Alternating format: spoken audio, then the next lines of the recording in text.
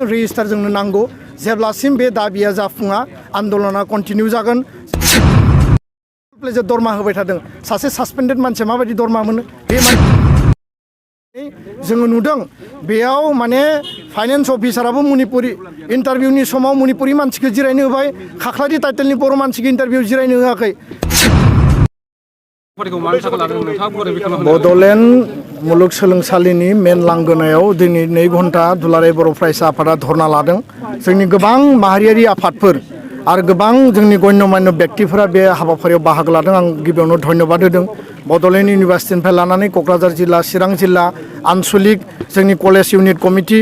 आरो जोंनि गुबुन गुबुन इउनिट कमिटिया बेयाव बाहागो लादों आं धन्यबाद होदों गुबै बाथ्राया जाहैबाय बड'लेण्ड इउनिभार्सिटिया बर'नि बिखा बिख्लो आरो बे बड'लेण्ड सोमावसारनायनि गेजेरजों बेयो जोनोम मोननाय जोंनि मुंख्लंनि थैनि बिनिमयाव जोनोम मोननाय बे बाथ्राखौ रावबो मिथियै गैया बुरुन्जियाव बेयो रोखा रोखा लिरनाय दङ किन्तु दिनै भिसिआ सोर नोंथांमोना बयबो मिथिगौ सासे सिं मानसि दिनै रेक्टरा सोर सासे उरिया दिनै माने आइसि रेजिस्टारा सोर सासे उरिया बे इउनिभार्सिटिया जोंनि इउनिभार्सिटि जोंनि सेन्टिमेन्ट जोंनि आबेग अनुभूतिया दङ आरो बे इउनिभार्सिटियाव फरायनानै जोंनि फंबाय बिनानाव जोंनि फरायसा फरायसुलिया गोजौ सोलोंथाइ लानानै साख्रि बाख्रि मोननाय बिसोरो माने गावनि जिउआव साक्सेस जानायनि थाखाय जोंहा मोनसे सिमां दङ आरो लवार आसामाव बड'लेण्ड ओनसोलनि एकमात्र बियो हायार इनस्टिटिउसन किन्तु दिनै बे इउनिभार्सिटिनि जि भिसि लाड्डु सिंहआ गावनि गोसो मथे खामानि मावदों डिक्टेटरशिप बाहायदों आरो बेयाव रावखौबो बेयो माने खोमा सुवाबासिनो इभेन जोंनि बाथ्राखौ कुनु रेसपन्ड होआबासिनो बिथाङा दिनै हाबा मावगासिनो दङ जोंनि जायगायाव जोंनि इउनिभार्सिटि जोंनि आन्दलनजों जोंनि थैनि बिनिमयाव शहीदनि बिनिमयाव मोननाय इउनिभार्सिटिखौ सोरबाया फैनानै बेयाव दादागिरि खालामगोन बेखौ जों मालाबाबो एक्सेप्ट खालामनो हाया आरो जों बुंदों जे पार्मानेन्ट रेजिस्टार नांगौ रेजिस्टारा बे ओनसोलनि जानांगौ बर' मानसि जानांगौ आरो बेयाव माने भिसिआबो गुबुन जागोन रेजिस्टाराबो गुबुन जागोन बे माबायदि आयेन बेयाव दा बेखायनो जों बुंदों जे जोंनि मानसि जानांगौ किन्तु बिथाङा बेखौ गोसो होआखै आरो दिनै बेयाव इन्टारभिउ पातिदों इन्टारभिउआव जायफोरा डिसक्वालिफाइ जादों बिसोरखौबो लिंहरदों बिनि उनाव दिनै एक्जिकिउटिभ काउन्सिल लिंनानै बिथांखौ एप्रुभेल होनो नागिरदों गोरों मानसिया जग्य व्यक्तिया बे बर' जा हारसा जा गुबुन जा बेयाव साख्रि मोन्थों जोंहा बेयाव बुंनो गोनां गैया बिनि थाखाय जों वेलकाम खालामो किन्तु बिथांनि डिक्टेटरशिप उइदाउट पार्मानेन्ट रेजिस्टार जाय रेजिस्टारानोखि इउनिभार्सिटिनि प्रशासनिक मुरब्बि बे गैयाबासिनो दिनै बियो एपइन्टमेन्ट होनो नागिरदों आरो बेखौ जोङो लानानै दिनै प्रतिबाद खालामदों बिथाङा जोंनो कमिटमेन्ट होदोंमोन जे रेजिस्टार एपइन्टमेन्ट होनायनि उनावसो एपइन्टमेन्ट प्रक्रियाखौ आरम्भ खालामगोन किन्तु बिथाङा जोंनि डिसिसनखौ बिथाङा माने मेनटेन खालामाखै बिथाङा बेखौ माने जोंखौ माने खोमसियाव लाखिदों डार्कआव लाखिदों दा बेखायनो दिनै जोङो नुदों बेयाव माने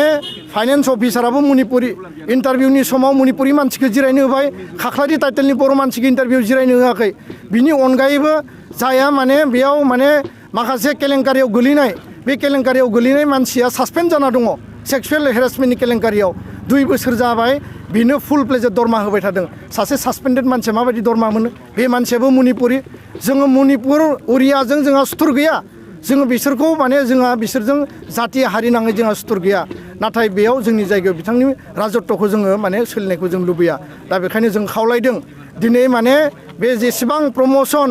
जे माने माबा माबि जिखिनि दङ बिनि बादैबो टाइम मथे रिजाल्ट होनांगौ टाइम मथे एपइन्टमेन्ट होनांगौ टाइम मथे नोङो ग्रेड सिट होनांगौ टाइम मथे मार्क सिट होनांगौ बेयाव बिथांमोना फेलार जायनि थाखाय जोंनि सेलेक्टेड स्टुडेन्टफ्रा गोबां इउनिभार्सिटियाव सेलेक्सन जानायनि उनावबो मार्क सिट आरो ग्रेड सिट मोनैनि थाखाय बिथांमोना दिल्ली इउनिभार्सिटि गुबुन गुबुन इउनिभार्सिटियाव एडमिसननिफ्राय दिनै बन्सित जानो गोनां जादों दा बे गासैनिबो दायनिगिरिया जाबाय प्रफेसार लाड्डु सिंह बिनि भाइस चेन्सेलर आरो बिनि स्वेच्छाचारिता अकर्मण्यता आरो बेखायनो जोङो आसामनि गिबि मन्थ्रि आसामनि राज्यपालनियाव जों दाबि दैखांदों बिथांखौ बिनिफ्राय रिमुभ खालामनांगौ होखारनांगौ बे ओनसोलनि सासे मोजां व्यक्तिखौ बिनि भिसि बानायनांगौ आरो गोदान सासे पार्मानेन्ट रेजिस्टार जोंनो नांगौ जेब्लासिम बे दाबिया जाफुङा आन्दलना कन्टिनिउ जागोन जोङो साननैसो नेगोन चिफ मिनिस्टार आरो राज्यपालनि जों रेसपन्सखौ नेगोन जों इन्टारभेनसन नागिरदों पलिटिकेलि जों मुभ खालामगोन आरो बिनि उनाव जुदि दाबिया टाइम मथे जायाबा गणतान्त्रिक आन्दलना कन्टिनिउ थागोन जेब्लासिम भिसिखौ बिनिफ्राय होखारनाय जाया गोजोन्थों 4 लेंगुवेज फर्मुला खालामनो नागिरदों बेनि जोङो बिरोधिता खालामो नेशनेल पलिसि 3 लेंगुवेज फर्मुला राष्ट्र भाषा मादार टां बर' आरो इंलिश मोनथाम लेंगुवेज बर'फ्रा सोलोंगोन कुनु 4 लेंगुवेज 5 लेंगुवेज जों सोलोङा कारन साइन्स एन्ड टेक्न'लजि डिजिटेलनि जुगाव स्मार्ट माने स्किलनि जुगाव दिनै जोङो लेंगुवेज बार्डेन लानानै जोंनि फरायसा फरायसुलिया साख्रि मोनै जानाय बिगियानाव खमायनाय बेबादिखौ जों लुबैया लेंगुवेज सोलोंनांगौ जों सोलोंगोन खिन्थु नोङो जोंनो लेंगुवेज साबसिननायनि थाखाय खुनु बे मेटारखौ जों मानिया जायनि थाखाय 1972 आव भाषा आन्दलन जादों 1986-87 आव बड'फानि बड'लेण्ड आलादा रायजोनि सोमावसारनाय जादों दिनै जोंनो जुदि फर लेंगुवेज फर्मुलाखौ एसामिसखौ जुदि कम्पालसरि खालायोबा बिनि थाखाय जों बिद्र' खालायगोन आन्दलन खालायगोन स्पष्ट बाथ्रा मैया जोङो नुदों जे आसाम पुलिस रिक्रुटमेन्टआव रिटेन एग्जामाव माने बिटिआरनि मोनब्रै डिस्ट्रिक्टआवल' बेखौ लिरनो हागोन होननानै डिजिपि बा चेयारमेन पुलिस रिक्रुटमेन्ट बर्डआ बेखौ फोसावदों जों बेखौ माने काउन्टार खालामो आरो बेखौ लानानै जोङो डिजिपि आसामनि चिफ मिनिस्टार हम डिपार्टमेन्टनिसिम जोङो लाइजाम लिरगोन जे आसामाव जेराव सासेबाबो बर' केन्डिडेट थागोन बेयाव बर' रावजों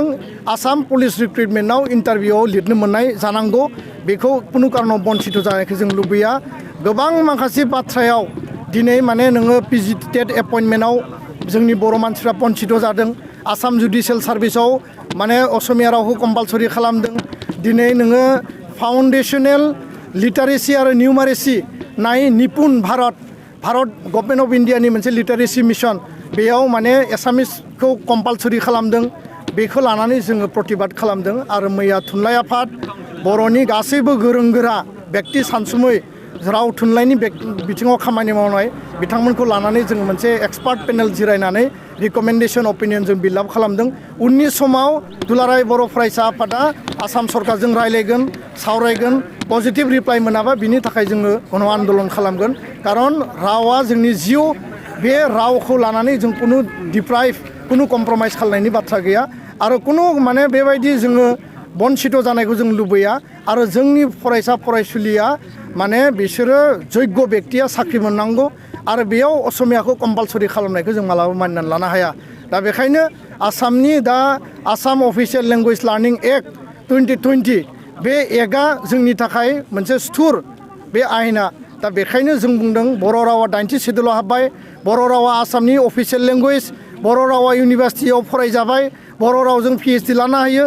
UPSC APSC आव बर' रावजों माने एग्जाम जिरायनो हायो किन्तु दिनै बिथांमोना बर' रावनि सायाव दमन नीतिखौ अफिसार प्रशासनिक आरो गोजौ सरकार लेभेलाव दिनै जि खालामनो नागिरदों बेखौ जोङो हेंथा खालामो आरो बिनि थाखाय जोङो राइट टाइमाव डिसिसन लानानै जों हाबा मावगोन बर' आइ आफा रायजो राजानि मदद आरो समर्थनखौ जोङो लुबैबाय गोजोन्थों